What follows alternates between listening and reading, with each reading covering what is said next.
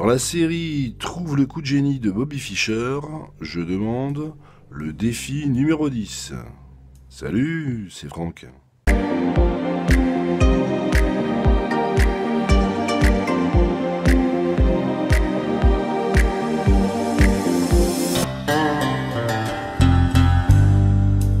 Bienvenue donc dans ce nouveau coup de génie de Bobby Fischer, le numéro 10 déjà.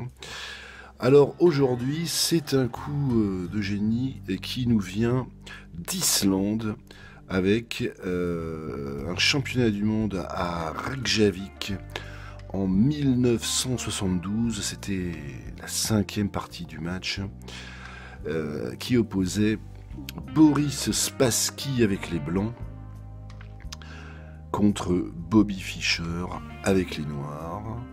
On voit, vous voyez déjà cette position qui va nous donner cette énigme du 10e coup de génie de Bobby Fischer. On voit rapidement, je l'ai reproduite en accéléré, les coups de la partie qui ont mené à cette position.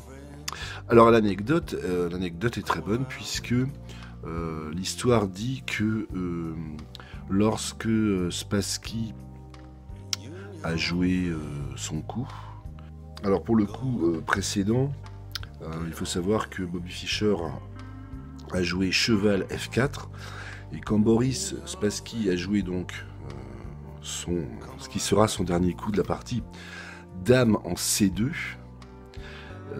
eh bien, il faut savoir que Bobby Fischer a joué à tempo, c'est-à-dire a joué immédiatement derrière son coup de génie. Il l'avait préparé avec cheval F4, c'est peut-être une indication, un indice pour vous, pour trouver le coup de génie de Bobby Fischer. Et lorsque Bobby Fischer a joué ce coup, Boris Spassky a eu un sursaut, quoi. Il a tressauté, il a eu comme une espèce d'attaque. Il a réfléchi quelques secondes et il a couché son roi. Je ne vais pas te demander de tressauter, mais plutôt de penser, de réfléchir. Tu as quelques secondes, on va dire 30 secondes, on va laisser en temps. Alors là, c'est pas en temps réel, d'habitude c'est en temps réel, mais là c'est pas en temps réel puisque Bobby Fischer a joué tout de suite après le coup de Boris Spassky, mais bon, pour expliquer qu'on va se laisser 30 secondes quand même, c'est que Bobby Fischer, s'il n'a pas réfléchi juste avant le coup, il a réfléchi en tout cas à ce coup avant, c'est ça l'anticipation, et quand il avait joué cheval en F4, c'est là en fait, je pense qu'il a réfléchi avant de jouer cheval F4 parce qu'il savait que derrière, Boris Spassky allait jouer dame C2, ou en tout cas qu'il allait jouer sa dame en tout cas, et que puisqu'elle était attaquée par le cavalier, et donc Bobby Fischer a pu enchaîner avec son coup de génie, son 27e coup noir de génie. Attention, top, c'est parti.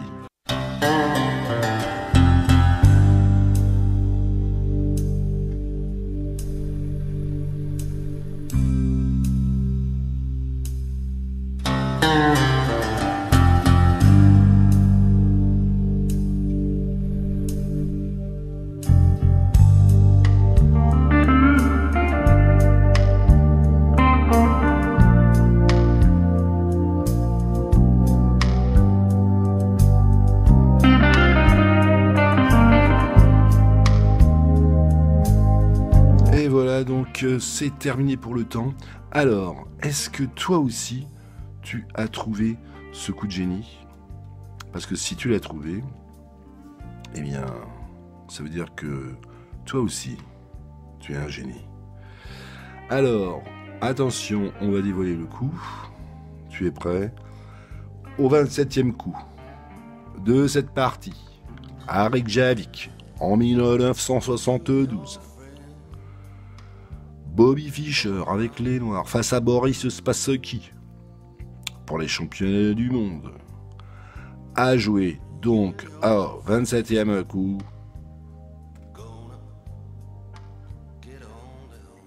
le fou prend en A4. Et oui, coup de tonnerre, coup de génie, coup de tonnerre. Terrible coup, terrible coup, terrible coup.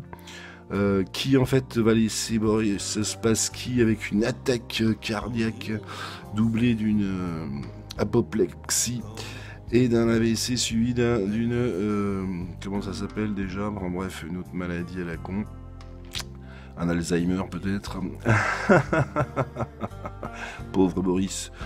Et oui, car en fait, qu'est-ce qui se passe là? On peut voir que en fait, si Boris Spassky reprend, s'il reprend, le fou, on va le voir. Donc là d'abord on revoit au ralenti peut-être le coup, c'est très très beau. Eh bien si la dame de Boris Spassky reprend le fou, eh bien à ce moment-là, voilà, c'est l'entrée en jeu de la dame noire qui va prendre le pion E4 et donc menace sur le fou E1 et également sur le pion G2. Ce qui est impossible à défendre. Alors il y a plusieurs défenses, hein, par exemple si le roi en fait roi blanc essaye de se faufiler, comme on dit, hein, se faufiler à l'anglaise, eh bien on voit que en fait ça donne finalement de toute façon un échec et mat. C'est pas un secret, on voit bien que de toute façon, bon, là il n'y a pas besoin d'être un génie pour voir que de toute façon la balade du roi, bon bah d'ailleurs Spassky ne l'a même pas tenté. Mais on voit, bon, même s'il faut quelques coups d'anticipation, on voit que voilà un dernier coup de cavalier, c'est fini, c'est terminé. Alors ça c'était la première possibilité de défense, parce que peut-être que tu te dis ouais mais attends, c'est pas du tout un coup de génie, bon. Mettons qu'ils ne prennent pas le fou, voilà, mettons qu'ils se mettent voilà, sur le côté, comme ça, tout en gardant un œil sur le pion E4, eh bien hop, c'est simple, Fischer aurait échangé les fous, et il perd son fou, Boris Spassky, puisque si la dame de Boris va récupérer ce fou, bah, on est dans le même schéma, on retourne dans le même schéma, c'est-à-dire que la dame de Fischer peut de nouveau prendre le pion E4 et menace l'échec et mat sur G2, vraiment protégé par le cavalier. Donc à ce moment-là, Boris peut tenter l'échange de dames, mais là non, il peut pas faire ça, puisque s'il fait ça, tu imagines bien que voilà, il prend son deuxième fou. Et à partir de là, c'est quand même, c'est ça qui est terrible, c'est quand même l'échec et mat. Avec Bobby Fischer, de toute façon, même s'il y a plusieurs possibilités de défense, il y a toujours... voilà, il met le doigt où ça fait mal, il met sa pièce sur la case qui fait mal, et finalement, l'adversaire se retrouve vraiment, je vais dire, dans la merde. Donc on revoit au ralenti, c'est un coup fabuleux, Jean-Paul, c'est énorme. Alors pour l'anecdote, hein, c'est simplement une anecdote, ça ne remet pas en cause ni ton talent ni le mien. Mon gamin de 8 ans, il va avoir 9 ans, donc je lui ai appris il n'y a pas très longtemps à jouer aux échecs, et je lui ai mis la position c'est cette position là en fait. Et en fait, son premier... je lui ai dit, alors à ton avis, quel est le coup de génie de Bobby Fischer? Et il a regardé la position, et bon alors il arrive à faire échec et mat, mais il comprend l'échec et mat, etc. Mais enfin il fait beaucoup de d'étourderies dans ses parties.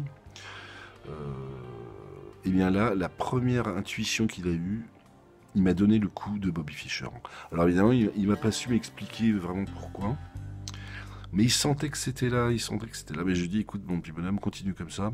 Tu es peut-être une graine de champion, et là, ce serait vraiment énorme. J'ai plus qu'à lui montrer les méthodes Ruiz, et là, ça fera le tableau complet. Je te remercie d'avoir suivi ce 10e coup de Bobby Fischer. Alors, en parlant de méthode Ruiz, oui, tu peux toujours cliquer Si tu n'as pas encore suivi la formation de 3 jours sur la méthode d'échec interdite, et comme ça tu recevras ça sur ton email préféré.